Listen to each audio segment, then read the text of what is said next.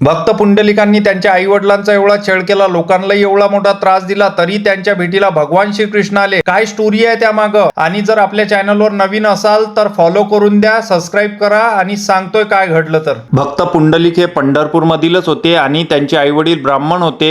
जानुदेव त्यांच्या वडिलाचं नाव होतं आणि त्यांच्या आईचं नाव सत्यवती होतं. हे त्यांचे पुत्र भक्त पुंडलिक होते. त्यांचे वडील सावकार होते आणि भरभक्कम शेती वगैरे होती, सगळं व्यवस्थित होतं. आणि काय झालं, भक्त जे पुंडलिक होते ते पैलवान होते, तालमीला वगैरे. त्यांच्या वडिलांनी त्यांना काही कामं सांगितलेले ऐकायचे नाही, कुठं लक्ष द्यायचं नाही, काम करायचं नाही, काहीच नाही. त्यांच्या वडिलांना वाटलं जर आपण यांचं लग्न वगैरे करून दिलं तर व्यवस्थित होईल. आधी काही असं झालं तर लोक लग्न करून द्यायचे, म्हणजे संसारात गुंतला तर व्यवस्थित होईल. तर असं त्यांनी केलं आणि त्याचं लग्न लावून दिलं, किंवा लग्न झाल्यानंतर तरी प्रपंचाचं त्याच्यावर बोजा येईल तर तो व्यवस्थित वागल, व्यवस्थित व्यवहार हाती घेईल. तर याच कारणानं त्यांच्या आई वडिलांनी त्यांचं लग्न लावून द्यायचा निर्णय घेतला आणि लग्न लावून दिलं. आणि लग्न झाल्यानंतर लग्न झालं आणि काही दिवस निघून गेले आणि काही दिवसांनी बायकोनी विहिरीतनं पाणी काढलं दोरीनं, तेव्हा तिचे हात कासले. भांडे धुताना थोडं हाताला लागलं तर भक्त पुंडलिक म्हणाले, ह्या हात कामं करायसाठी नाही आहे, आई ते सगळे कामं करन, आई नसल करत तर मी सगळे कामं करतो आई, आणि आम्ही कामं करतो पण तू कामं करायची नाही, तू फक्त बसायचं. आणि आई स्वयंपाक करते, आईच सगळं करते. आणि नौकर चावकर सगळे बंद करून टाकले आणि आई वडिलांनाच कामाला लावलं. स्वतः पण काम करत होता आणि बायकोला म्हणत होता तू काहीच काम करू नको. असे अत्याचार आई वडिलावर करायला लागला आणि बायकोला म्हणत होता तू फक्त बस आणि मीच सगळे कामं करतो आणि माझे आई वडील कामं करतात. असा छळ दिवसेंदिवस पुंडलिक आई वडिलांचा करू लागला आणि आई वडिलांचा खूप त्रास आई वडिलांना भक्त पुंडलिकांचा व्हायला लागला, की एवढा मोठा त्रास आपल्याला देत आहे, बायको असून स्वतः कामं करायला लावते, आपल्याकडून करून घेते. असं करत करत खूप त्रास भक्त पुंडलिक दिवसांनी त्यांच्या आई वडिलांना घराबाहेर हाकलून दिलं. तर त्यांचे आई वडील काशीला निघून गेले आणि काही दिवसांनी त्यांच्या घरी आनंदाची बातमी त्यांना कळली की आपल्याला मुलबाळ होणार आहे. तर त्यांच्या बायकोंनी त्यांना हट्ट केला की आता आपल्याला मुलबाळ होणार आहे, तर आपल्याला त्यांचा सांभाळ करण्यासाठी लहान मुलांचा आपल्याला तुमचे आई वडील लागतील तर त्यांना आपण घेऊन येऊ. आणि तर मग बाकी सर्व काशीला जाण्यासाठी गावातली मंडळी निघालीच होती. तर त्यांच्यासोबत भक्त पुंडलिक पण निघाले त्यांचा घोडा घेऊन. आणि आधी असं काही गाड्या वगैरे नव्हत्या, तर आधी पैदल किंवा घोड्यानं जसं आलं तसं जात होते लोक. तर भक्त पुंडलिक पण निघाले जाण्याकरिता आणि जाता जाता त्यांना रात्र झाली. तर मुक्कामाला ते थांबले. कुक्कुट मुनींच्या आश्रमामध्ये ते थांबले तिथं रातभर. आणि कुक्कुट मुनींच्या आश्रमामध्ये रातभर राहिले आणि कुक्कुट मुनींनी त्यांना सांगितलं की आई वडिलांचा सांभाळ कसा करायचा, काय करायचा आणि काशीला कशाला जावं लागते हे त्यांना सांगितलं. आणि भक्त पुंडलिकांनी त्यांनाच म्हटलं की तुम्हाला काय कळते असं तसं. आणि तेवढ्यात ते झोपून गेले, तरी ते तिथं राहिले. आणि नंतर काय प्रकार घडला, साधारणतः ब्रह्ममुहूर्तावर साधारणतः 3-3:30-4च्या सुमारास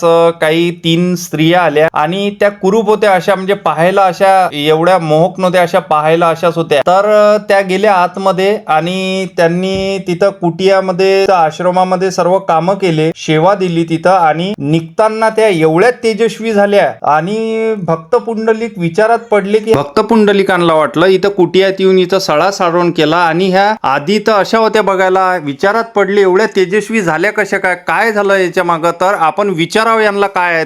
तर त्या दुसऱ्या कोणी नसून साक्षात गंगा, यमुना आणि सरस्वती त्या ज्या स्त्रिया होत्या, ह्या 3 नद्या आहेत. आणि त्या म्हणाल्या भक्त पुंडलिकांना की आम्ही लोकांचे पाप नष्ट करतो आणि आम्हाला लोकांचे पाप हे करायला इथं सेवा द्यायला यावं लागते, सरळ सारून आम्ही करतो. आणि तुझंही खूप आम्ही ऐकलेलं आहे की तू आई वडिलांचा किती छळ केला, कशा प्रकारे आई वडिलांना घराबाहेर काढलं, आम्हाला सर्व माहिती आहे. तर तिथूनच त्यांना एवढी प्रचिती आली भक्त पुंडलिकांना की ते कुक्कुट मुनींना शरण गेले आणि त्यांची सेवा करू लागले, सेवा करायला लागले भक्त पुंडलिक. आणि त्यांना तिथं स्मरण झालं की आपल्या आई वडिलांची पण आपण मनोभावे सेवा करायला पाहिजे, त्यांच्या चरणीच आपण रात्रंदिवस त्यांची सेवा करायला पाहिजे असं. कारण की भक्त पुंडलिकांना समजलं की आई वडिलांची सेवा हेच ईश्वर सेवा आहे, त्यांना असं कळलं. आणि त्यांना स्मरण झालं की आपण आपल्या आई वडिलांना खूप छळ केला, आई वडिलांचा असं करायला नको होतं. आणि असा पश्चाताप पश्चाताप त्यांना झाला आणि तिथूनच ते त्यांच्या आई वडिलांचा शोध घेतला आणि आई वडिलांना मग आपल्या आई वडिलांना पंढरपूरला म्हणजे त्यांच्या गावाला घेऊन आले आणि तिथं एवढी सेवा केली. आणि सेवा कुठं केली तर ते आधी तिथं दिंडीर वन म्हणत होते. आता जिथे भक्त पुंडलिकांचं मंदिर आहे ते आधी दिंडीर वन होतं आणि हेच ते जागा आहे. मी तुम्हाला आता जे दाखवत आहे हेच ती जागा आहे. इथेच भक्त पुंडलिकांनी त्यांच्या आई वडिलांची एवढी मनोभावे सेवा केली आणि दोघांनीच ते सेवा एवढी मनोभावे केली. एक श्रावण बाळ आणि एक भक्त पुंडलिक. भक्त पुंडलिका एवढी सेवा कोणच आजपर्यंत आई वडिलांची केली नाही आहे. म्हणून त्यांचं नाव हे इथं चंद्र सूर्य आहे तोपर्यंत राहणार आहे. आणि श्रीहरी विष्णूंना वाटलं आई वडिलांची एवढी सेवा मनोभावे करत आहे मग तर अशा भक्ताला भेटणं आवश्यकच आहे. तर श्रीहरी विष्णू आले साक्षात पंढरपूरमध्ये आणि भक्त पुंडलिक जे होते ते आई वडिलांचे त्यांच्या सेवा करत बसले होते. आणि पाठीमागच्या साईडनंच भक्त पुंडलिकाच्या पाठीमागच्या साईडनं श्रीहरी विष्णू एकदम प्रगट झाले आणि एवढा मोठा लखलखीत उजेड झाला तिथं. आणि भक्त पुंडलिकांना वाटलं उजेड कशाचा आहे. भक्त पुंडलिकांनी मागं वळून पाहिलं नाही. आई वडिलांची सेवा चालूच ठेवली आणि आई वडिलांची सेवा चालू. श्रीहरी विष्णूंनी त्यांना म्हटलं की बघ मी आलोय तुला दर्शन देण्यासाठी. तरी भक्त पुंडलिकांनी मागं बघितलं नाही. आई वडिलांची सेवा हीच ईश्वर सेवा. आणि श्रीहरी विष्णू म्हणाले भक्त पुंडलिकांना की माग तुला काय पाहिजे ते, कारण की मी तुझ्या भक्तीने प्रसन्न झालो आणि तुला मागेल ते वर मी द्यायला तयार आहे. पण भक्त पुंडलिकांना म्हटलं मला काही वर नाही पाहिजे. तर भक्त पुंडलिकांनी म्हटलं श्रीहरी विष्णूंना थांबा. तर श्रीहरी विष्णू म्हणाले कुठं थांबू. तर भक्त पुंडलिकांनी त्यांच्या जवळ जे होती ते वीट फेकली आणि त्यावरच श्रीहरी विष्णू उभे राहिले.